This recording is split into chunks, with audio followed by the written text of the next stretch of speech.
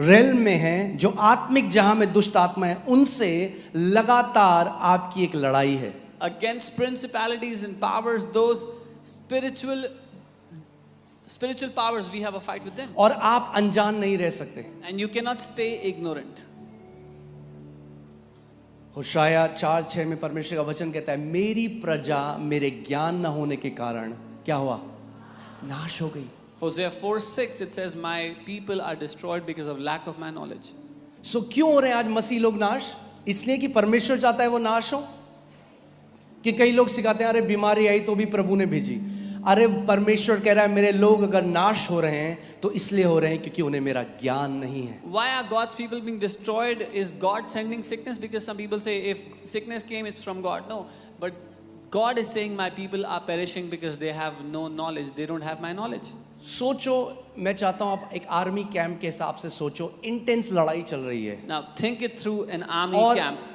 कोई भी आर्मी में किसी बंदे को गन देकर उसको बॉर्डर पे नहीं भेज देते.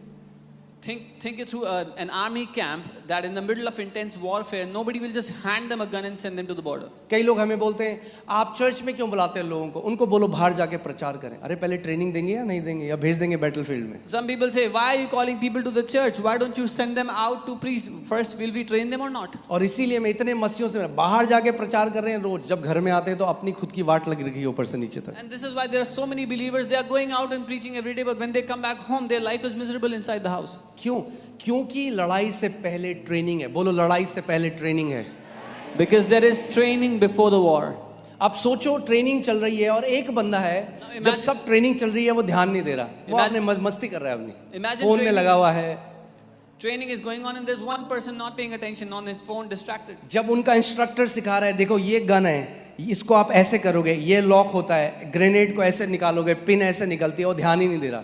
When the instructor is teaching them, this is your gun, this is how you put off the safety, this is how the grenade. Casual है उसका एटीट्यूड. कैसा है? हाँ, क्या हो गया तो? He's just casual, doesn't care. और फिर लड़ाई में जब गया, अब ग्रेनेड से पिन खुली नहीं रही.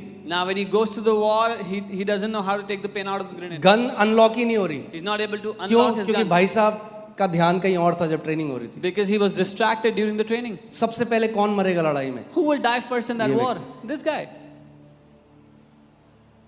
अगर अंत तक जीवन जीना है तो उस प्रशिक्षण को हल्का मत जानो जो मसीह में तुम्हारे लिए रखा गया है. If you want to live a victorious life till the end, do not despise the training that has been kept for you in Christ. उस वचन को हल्का मत जानो जो हर रविवार को परमेश्वर का आत्मा आपके और आपके बच्चों के लिए भेजता है. Do not despise the word that the Spirit of God